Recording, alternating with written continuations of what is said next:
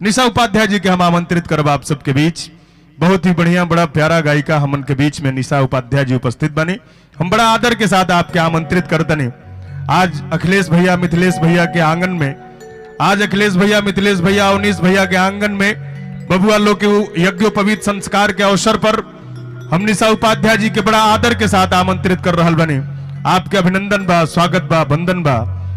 निशा उपाध्याय बहुत अच्छा गायिका हमन के बीच में बाड़ी, या कुछ ही देर में हमन के बीच में हुई है, लेकिन हई जो मोहल्ला बा ये बहुत अच्छा बा। आप सब बहुत ऊर्जा के साथ सुनतनी, आप बहुत अच्छा सुनतनी। आप सबके एकरा खातिर बहुत बहुत धन्यवाद। और आप सब भी बनल बनी है कार्यक्रम में बनल रहे। धीरे धीरे हम देख रहा बनी जितना भी सुधी श्रोता लोग उपस्थित बा सब बड़ा मस्ती के साथ बड़ा आनंद के साथ सुन रहा बा। तो आइए एक और बेटी को आमंत्रित करता हूं आप सबके बीच। बेटियों ने हमेशा से इस समाज के लिए अपना सर्वस्व अर्पित किया है।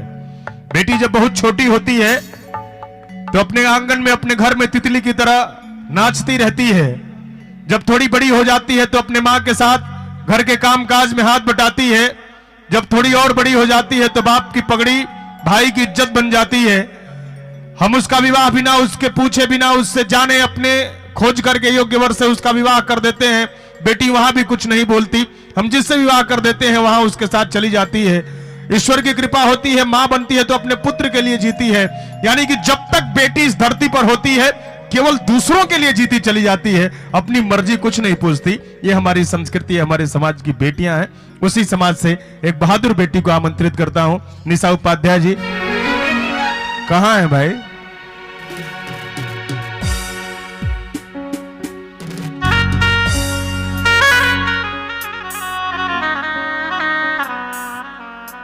इंतहा हो गई इंतजार की।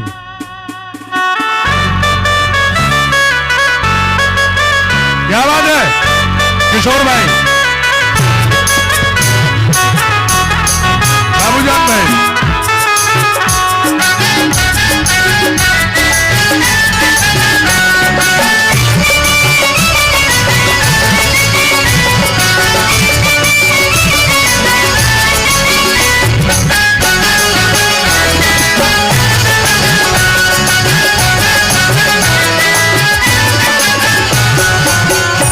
निशा का पर्यायवाची अगर करूं तो रात्रि जी उपस्थित है आप सबके बीच।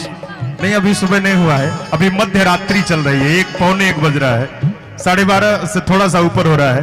तो बिल्कुल सेंटर में हम लोग खड़े हैं और इसी मध्य रात्रि में अर्धरात्रि में निशा का आगमन हुआ है आप सबके बीच। निशा उपाध्याय जी का बहुत ही शानदार गायिका है, बहुत अच्छा गाती है और पूरी तरह से पारिवारिक और मर्यादित गीत इनके होते हैं। आप लोगों ने जब भी सुना है अपना आशीर्वाद दिया है, प्यार दिया है। इनके नाम से YouTube खोलेंगे तमाम गीत आप इनके देखेंगे, तमाम स्टेज प्रोग्राम देखेंगे। जरूर खोलिएगा और जरूर देखिएगा, ये मेरा अपील है। तो निशा उपाध्याय को मैं आमंत्रित करता हूं, एक बार तालियों के साथ स्वागत करिए, जोरदार ताली बजाइए निशा उपाध्याय।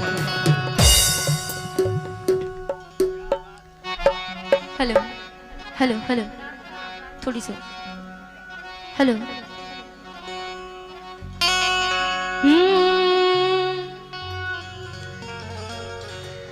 आई आज बहुत खुशी की बात बा कि हमार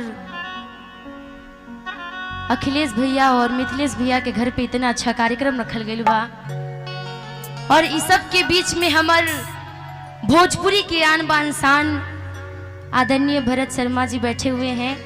और आज पहली ऐसी प्रोग्राम है जो कि मैं बहुत डर रही थी कि कैसे करूंगी कैसे नहीं करूंगी, और लेकिन आज पूरी साक्षात में चाहूंगी कि भरत भैया का आशीर्वाद मेरे ऊपर मिले, क्योंकि सामने बैठे हुए मैं बहुत ज़्यादा डर रही थी। बोले कि कोई बात नहीं, ऐसा होता है, क्योंकि इनके सामने काफ़ी लोग थरथराते हैं गाने के लिए, क्योंकि भोजपुरी को आज ऊपर लाने वाले, भोजपुरी को यहाँ तक पहुँचाने वाले हम सबके बीच में बैठे हुए हैं। और मैं यहाँ पे जितने भी श्रोतागण आए हुए हैं ना, सबको मैं निशा उपाध्याय हाथ जोड़ करके प्रणाम करती हूँ। ऐसे तो समय बहुत ज़्यादा हो गया है।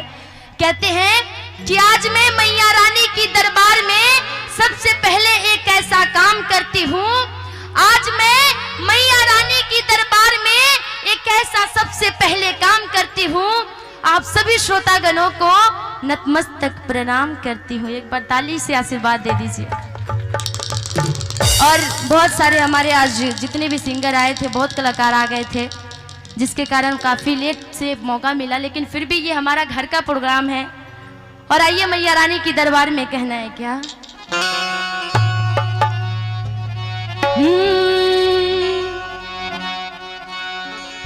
जय गणेश मंगल करन,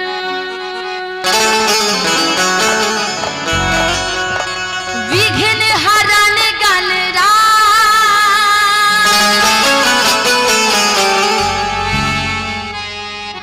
एक दंत करी वर बदना, असीधि करो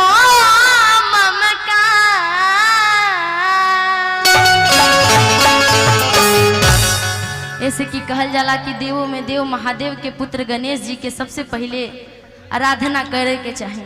और जैसे रुआ लोग नहीं देखा तनी, जितना भी म्यूजिशियन लोग बालोग सब कोई हमार पुराना साथी बालोग, और जितने भी हमारे यहाँ पे श्रोता गणे हैं सबको मैं फिर से एक नतमस्तक प्रणाम करती हूँ कि कोई भी त्रुटि हो तो क्षमा कीजिएगा। और आइए मैं चाहूंगी कि जिसके पास दोनों हाथ है थोड़ा दोनों हाथ उठा लेंगे मैया रानी के नाम से।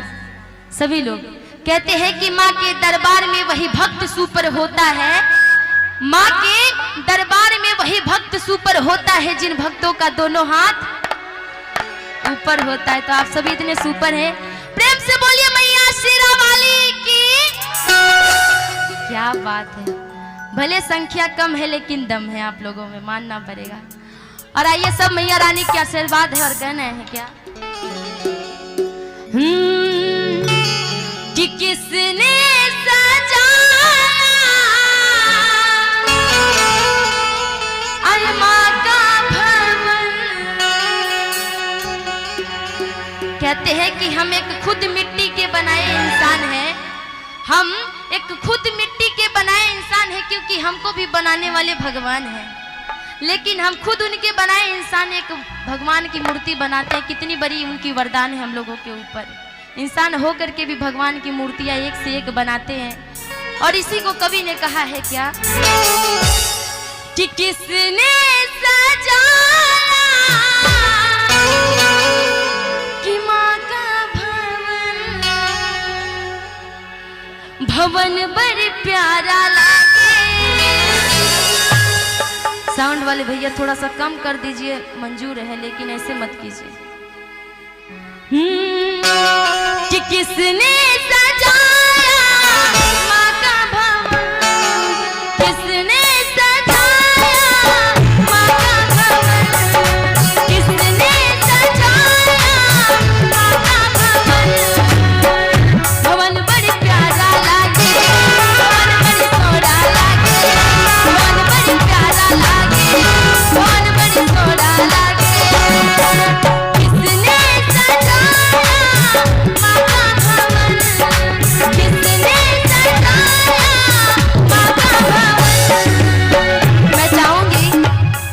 भजन हो रही है, थोड़ी सी तालियां बजा लीजिए, ऐसे भी सुबह का समय है। समझ लीजिए कि साक्षात आप सबके बीच में भरत जी बैठे हुए हैं, तो एक बार उनके नाम से और भगवान के नाम से ताली तो बजनी चाहिए इधर से। और टीएफ कंपनी के हमारे जितने भी कार्यकर्ता लोग आए हैं, टीएफ कंपनी के जितने भी हमारे सभी लोग आए हुए हैं, और देख रहे हैं कि अब कैमरा लगा हुआ है, सारी चीजें टीएफ कंपनी से होगी रिलीज। आप सबको टीएफ पर मिलेगा मौका। हमारे गोविंद विद्यार्थी जी महान कवि, एक से एक गाना देने वाले, और सुनील जी भी बैठे हुए हैं, और जितने भी कंपनी के हमारे टीएफ कंपनी के लोग आए हैं सबको मैं चाहूंगी कि आप लोग की भी ताली बजनी चाहिए इधर से। कि किसने सजा